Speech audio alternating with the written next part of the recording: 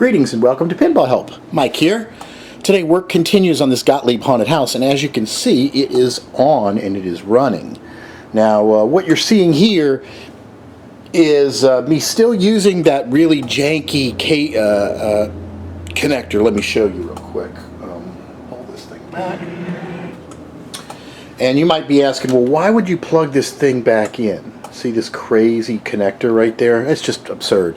So somebody, presumably the connector got bad and they wired in this hacky connector. But I wanted to see how, because I was told the game kind of did work. So I wanted to verify the extent to which this game really was playable. If you saw the previous video, I talked about my strategy of how I'm going to kind of fix this mess. It involves going over the schematics, looking at the color codes and the wiring. And I have a brand new connector I'm going to be using, this right here. It's going to be out of focus, but this is the proper connector to use.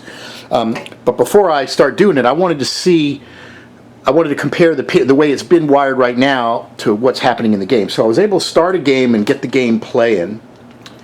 And let me show you what I basically have discovered. So since we know that connector that's messed up is the switch matrix, it's not really carrying any high voltage solenoid, high voltage solenoid power. So if you get the wiring wrong, what's likely to happen is switches are not going to register. So I've turned the game on and I've just started a game and I started checking things out, and I'll show you what I did. So there's music. The sound card appears to be working. Most of the coils seem to be working fine. You know, the flippers work, upper flippers work now, so all that seems to be good. But what I did discover is, let me show you. For example, you're supposed to hit these lights in sequence here. So if you hit the 2, doesn't do anything, but you hit the 1, then it enables the 2. So we can see those are working and those are registering. All right, so now 3 is lit up here, so let's hit 3. Oops. Hit 3. And it's not registering. Okay, so something's wrong with that switch. It could be a wire. It could be a broken wire or something like that. So what I've been doing is I've been going over through the whole game, checking to see which switches are working and which ones aren't. Some of these kickouts are not working. If the ball falls right back in here, it doesn't kick it out, so I assume that switch is not registering and I don't see points. So some switches are working, but some are not. See, 4 is not working. 5 registers, well, it doesn't register, but the kickback works on it. So we've got a whole bunch of switches on this playfield that are not registering.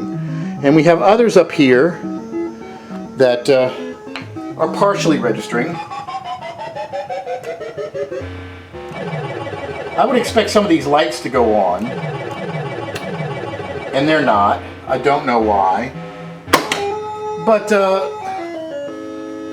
good bit of the game is actually working.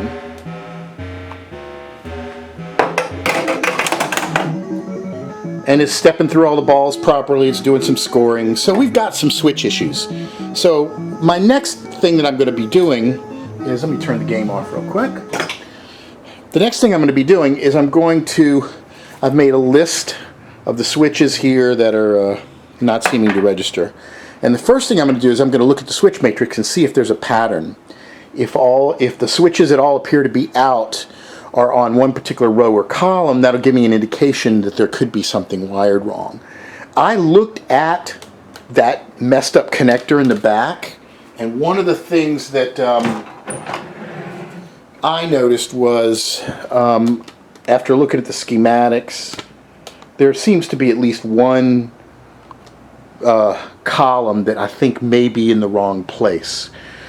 But you never know for sure, because you don't know if the color codes in the game actually match what's in the schematics, because sometimes mistakes are made. So just won't know yet until I really start diving in.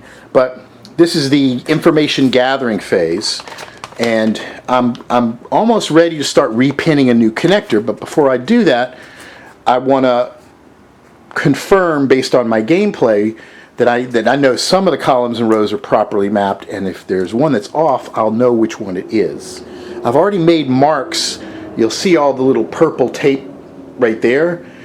After going through the color codes, I've marked the wiring with what pin number on J6 that should be, and it's from 1 to like 17. So that's based on the schematics. Then I will go and reconcile it with the way it's plugged in there, and hopefully I will see this discrepancy where when they hook this up, they put one wire in the wrong place, and with any luck, that may be the wire that's causing all these things to not register.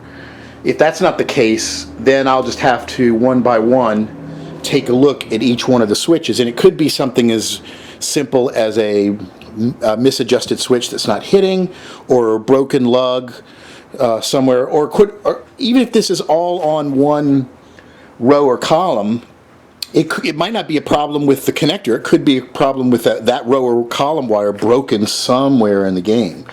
So this is why when you're refurbishing these games, you really want to give them a good look over. You want to kind of just take a look at the entire playfield and the wiring and see if you notice anything that's disconnected or loose or looks like it broke off from somewhere, because you can save yourself some trouble later when you get it all hooked up and things stop working. So this is where I'm at. Stay tuned, and in the next video I should be able to give you a little bit more information on what I've found, and hopefully we'll get this thing all back working. Once we do, we're going to be replacing the MPU board and the sound card with some revised technology that should give us some cool sounds and some speech synthesis. So stay tuned for that, and until next time, be sure to subscribe on YouTube/PinballHelp. There's a Twitter /PinballHelp. There's an Instagram, and of course the website pinballhelp.com. And until next time, thanks for watching.